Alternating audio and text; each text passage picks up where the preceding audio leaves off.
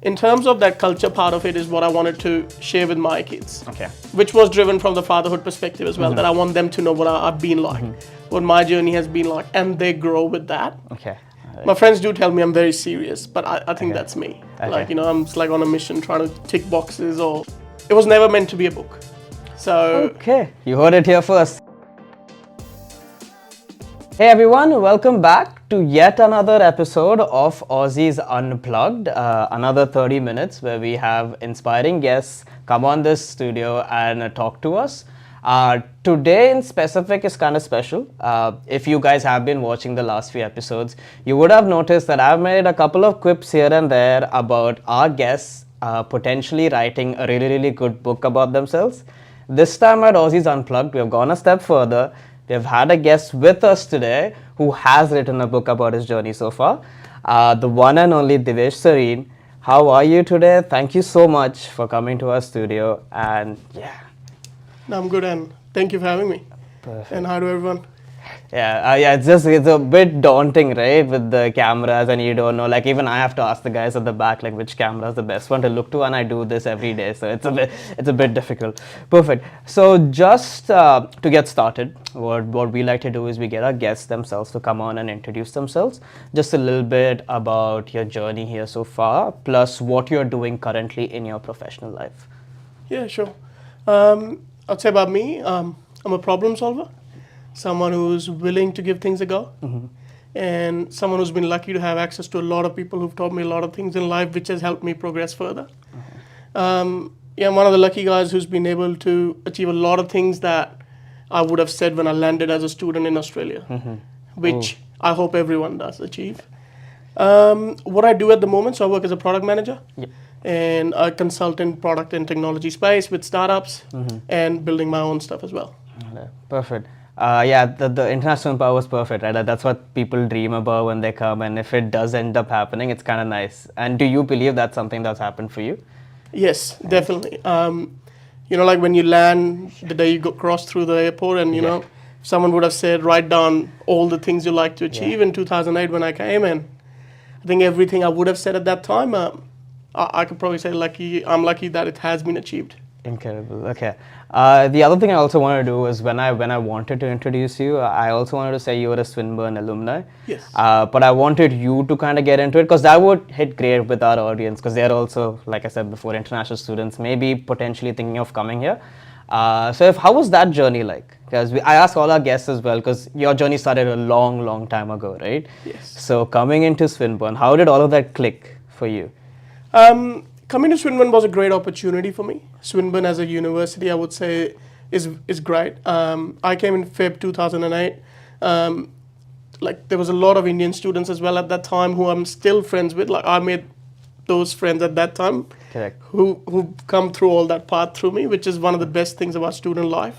You start from zero, all of you guys. You have a group. You understand each other. Correct. And Swinburne as a university as well. They gave me a platform to finish my masters and build my life after that. I'd definitely say they're a great place to come and study if someone's considering. Perfect. And just and your education started from Victoria itself, right? Yes. Have you gone to other states to do a little bit of study, or have you been able to kind of explore different cities because you've been here a long time, right? So has your journey taken you other places here in Australia? Mainly for work. Okay. Study wise. Okay. I studied from Feb 2008 for 2 years. I did my master's in IT. Okay. After that, I was like, okay, let's park studying for a while. Yeah. Get into the job rhythm. Correct. Try to prove yourself or do things that you're meant to. Yeah. So just been busy doing most of that. Yeah, I think also work in a way is just learning as well, right? So you don't have to necessarily get another degree, but if you are doing multiple different kind of jobs, that's also a learning process in itself, right? Definitely. Yeah. So bringing to that work part of your life, I also want to touch a little bit upon your business you do right now, After the Why. Yep. Very intriguing for me because I did my research. Like I said, I spent a whole grand 7 days trying to figure out, and your LinkedIn really sparked my interest. Because it's not the direct way companies usually go about what they do, right? Like your whole pitch was we turn ideas into reality, which would otherwise just be a prototype or never see the light of the day. So what exactly does After the Why do, and how do they help businesses and stuff like that? Yeah, so like I said, I work in the product and technology space. So to be honest, I got sick of people saying you've got to figure out your why. I think it's good from a motivation point of view. Yep. You'll go and watch a few videos. You'll think about an idea, but I don't think any research can warrant as to how many ideas don't actually make it to life. Correct. So I was with the thought that okay, I'm going to help people that need that help. What is the next step? What is the what and how for me?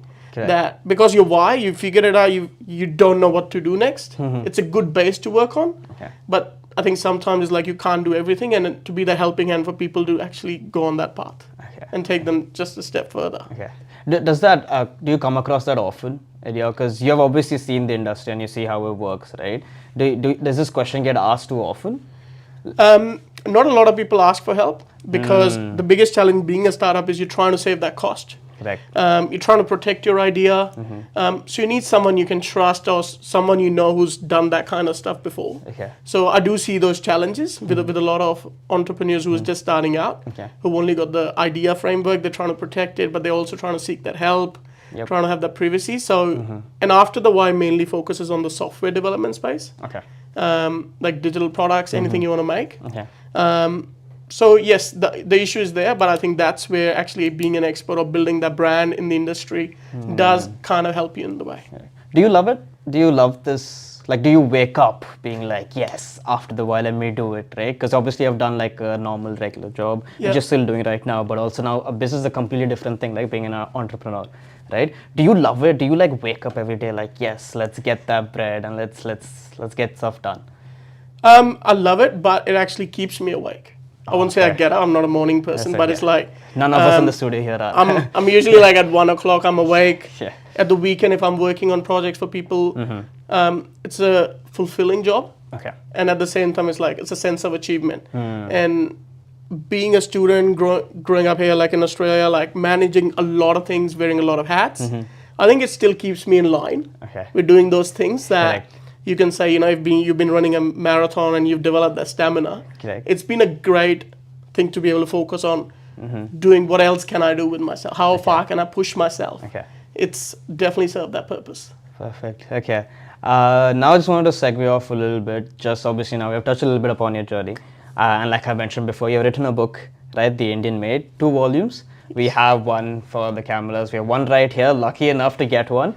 So I just wanted you to touch a little bit upon that, just about how the journey was for you to be like, okay, now I want to write something about this, plus how that whole process was, the writing phase, and how do you feel about it right now.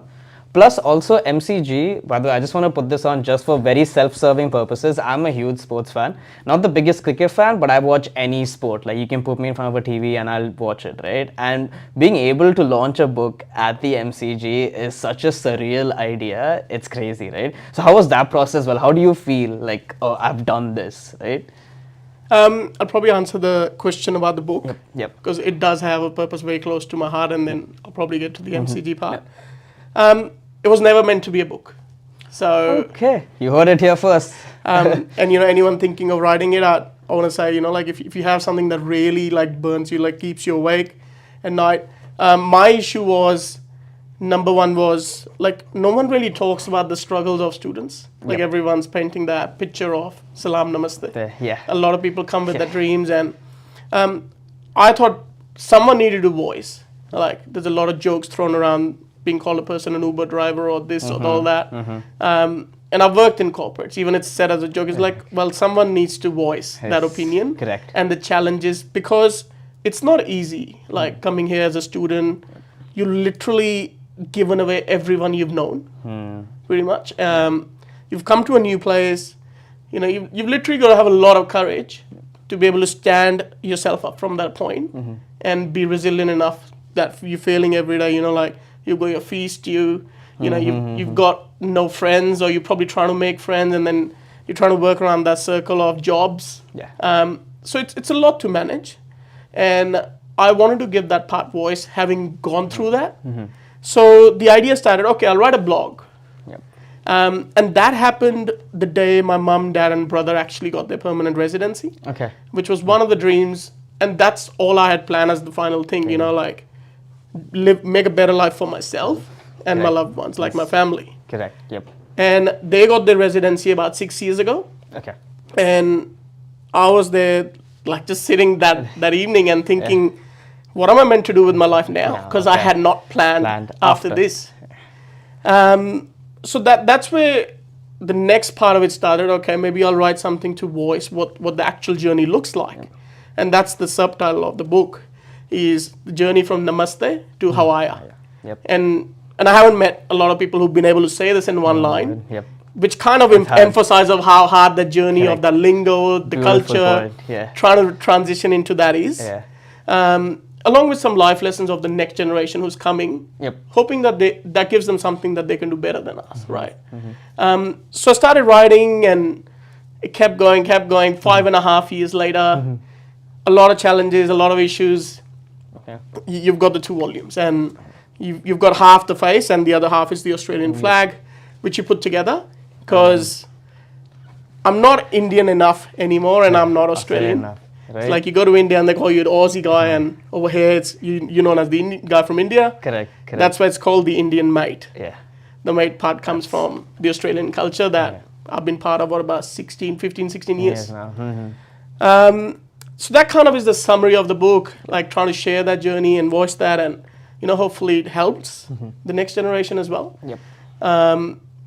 The part about the MCG. So there was a time, when I came, I did not even have money to buy the ticket. It was an ask.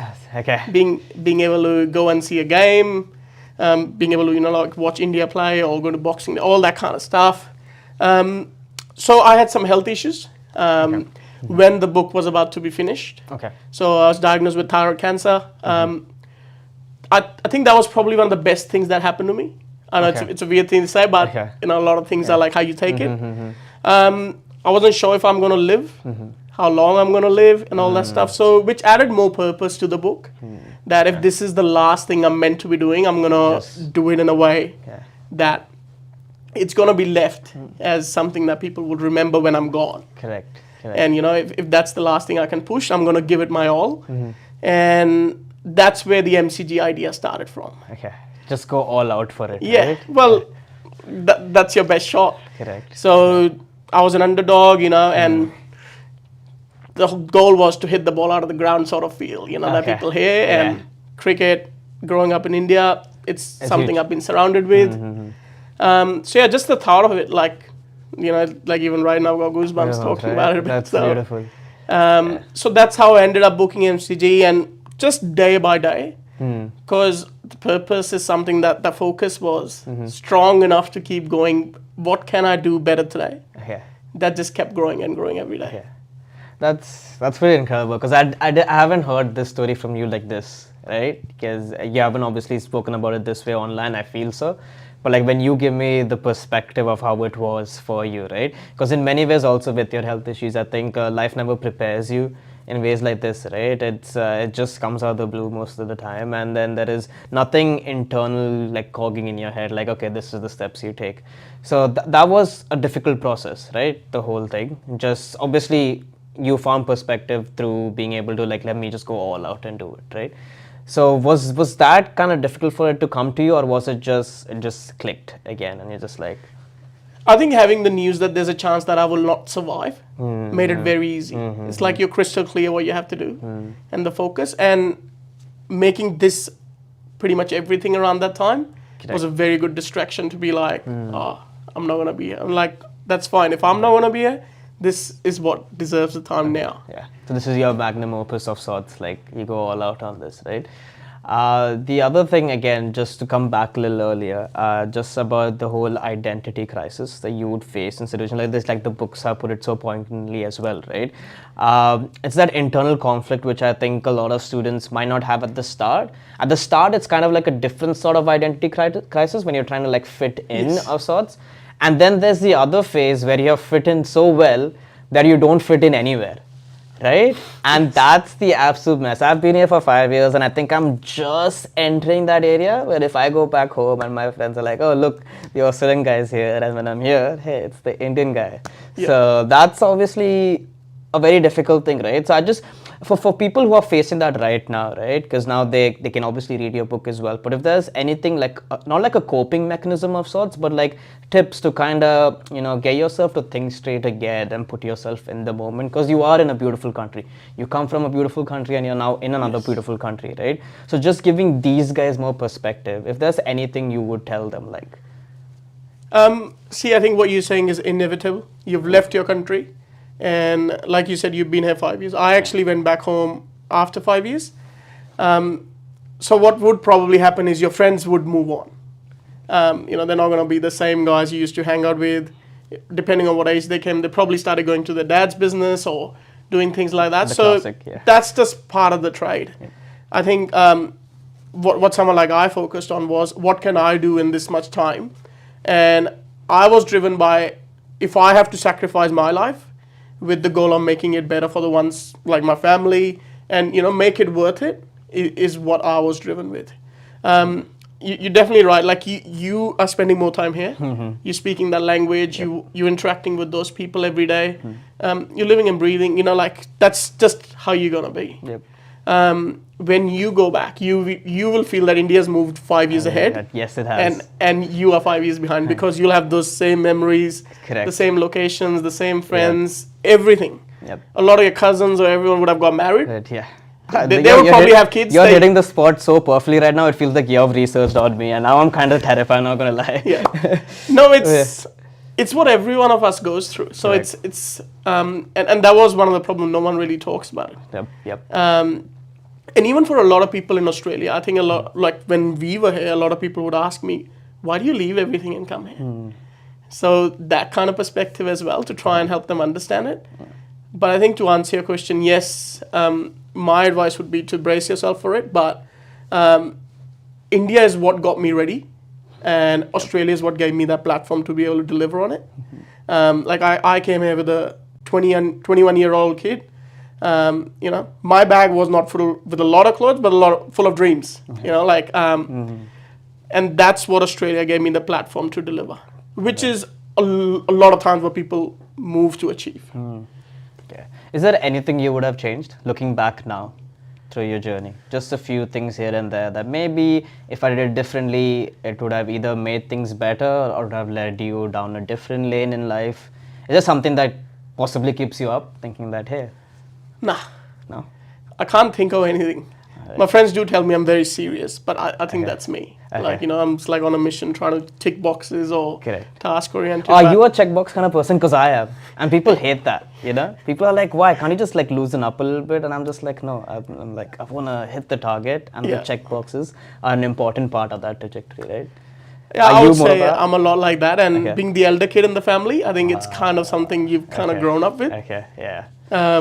My younger brother's not like that. Okay. That's for sure. He got the more freedom, right? Yes. Yeah, I get that. Okay, now to again segue off that a little bit, is about fatherhood, right? You are obviously a proud parent of 2 beautiful children, right? And I want to touch upon that just for young parents who might be watching this, who are also here, just to see if that was possibly one of the more interesting challenges you've had, because it's vastly different to all the other things you've seen in life, right? So is there something that you think is like an ever learning process, or you're learning as you go, like most young fathers do, but is also something you look back upon like, that was a challenge and that was good? Is that something how you feel about it? I wouldn't call it a challenge. I'm very lucky that my wife, the way she's raised the kids, they do mostly things right, and I want them to be more like kids. Yeah. So I haven't had it as a challenge, but it's been a lot of learning, a lot of something I've enjoyed. Yep. And it's kind of worked well that at the same time my family was here. So we've grown up more like how you would in India as a joint family. Okay. Fatherhood taught me a lot in the sense of, be more patient, not always be on a mission. That's even though my wife reminds me about that a lot of times. Okay. Yeah. I think it's worked well that way in a lot of ways. That was another reason of writing the book as well. Okay. Because there's a lot of talk about culture, keeping your upbringing, keeping your roots. And being a dad, it was like, and that is how the story goes. Okay. Like I take my son out for a walk, to a cafe and we sit down and like, okay, let me tell you a story. Okay. Um, Beautiful. So that was also one of the things, like, what am I doing to share what my culture has been like? What even people before like me went through. Yep. So like India from the time of independence is where this starts from. Yeah, I read the first part of it and I was just like, okay, so this is, you're taking us on a journey through those 2 volumes, right? Yes, and that was also because that's the biggest migration in human history. Okay. True. Yeah, cross-border. But no one really knows. I don't think a lot of people know in Australia at least. Yep. And you go to places like Amsterdam, for example, you go to Anne Frank House and talk about a lot of that history. And at that time, I felt when I visited that our culture is not that much shared well, or maybe I could play a role in actually helping that share a lot more. Correct. But to be able to answer your question, like in terms of that culture part of it, is what I wanted to share with my kids. Okay. Which was driven from the fatherhood perspective as well, that I want them to know what I've been like, what my journey has been like, and they grow with that. Okay. And that felt like a good way to share it. Okay. Yeah, I think the imparting culture, I think, point is really good, especially again for young parents who have probably had a similar story from yours, right? You move here, then you have kids here, and then now you're trying to get them to kind of understand how it is back home, because you want them to appreciate it the same way as well, right? Yes. Is that difficult? I mean, now that obviously the book is a part of it, but also in day-to-day life, do you see things come up where you're like, hey, this is how it was back home? You know, things like that. Like my dad likes to sometimes say, like when I was in India, right, you would not have been allowed to do this, right? Things like that. Is that something that happens frequently? Or? No, I haven't got to that dad stage yet. Okay, yeah, that's a rough one. As a kid, hopefully in a few years, maybe in a few years. Okay. No, but they do understand that they're in a great country. I do share with them what it has been like when I was growing up as a kid. Yep. But not in a way that you've got it better than me because of me, that. But it's more like, this is good, let's enjoy it, sort of thing. Right. But it's also to give them a perspective as to what my journey has been like. Okay. But I share it more from the perspective of, I'll throw something out there, and then if they're more curious, they'll actually drive it, rather than me like just a one-way communication. Yeah. And that's what I do with After the Why as well. For example, if I'm talking to my development team, some of my developers are in India. Okay. So I make my son part of the stand-up.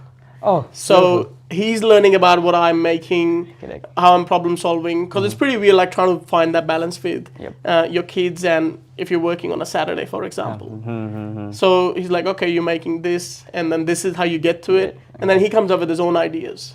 Incredible. So that's how I try to hack it, I would say. Perfect. Beautiful.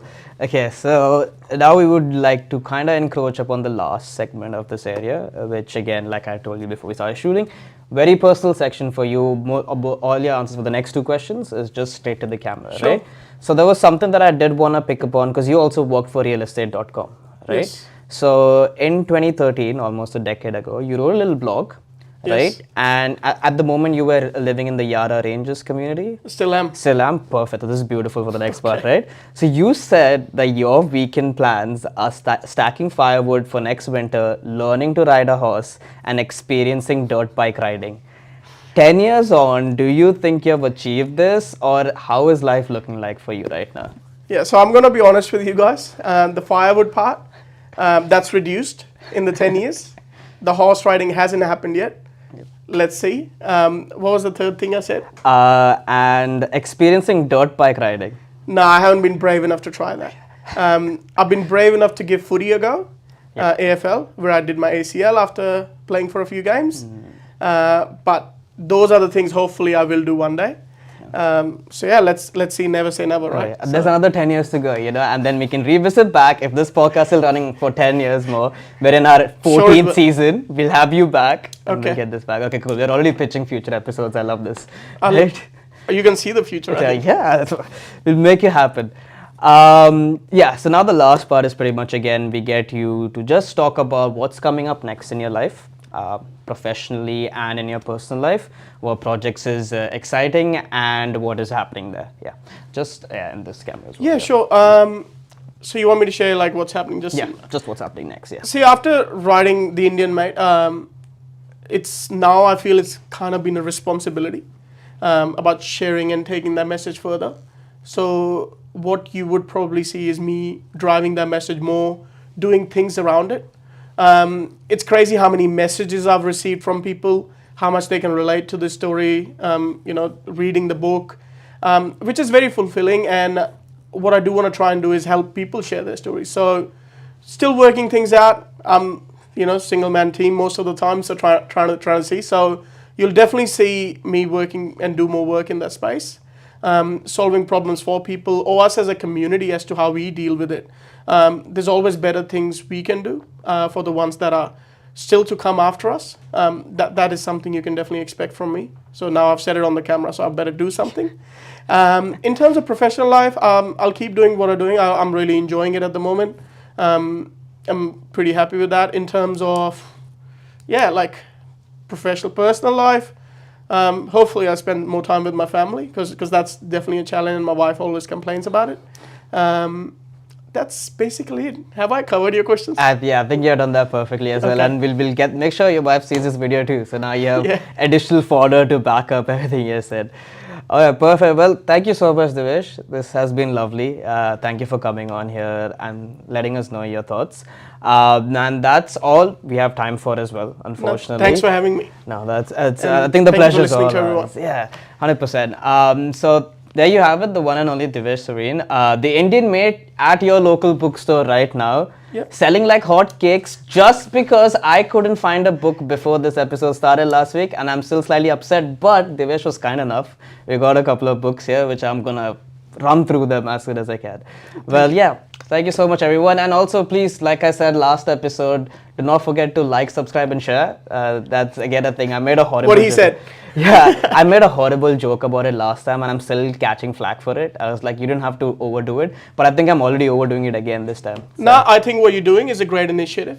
Actually keeping it real in terms of everyone's looking at the great picture sitting in India, and that even though social media covers it, what you see on social media is the filter life. Correct. Hopefully this actually helps them prepare better, which is something that's amazing. So good on you guys as well. Thank you. I think, that was the whole plan also when we came up with the tagline, just raw, fresh, honest perspectives. No sugarcoating, no PR, no advertising on it, just as it is. Well done. Yeah, thank you. Well, there you go, guys. Thank you so much for watching, and we'll catch you in the next one. Right. Thank you, guys.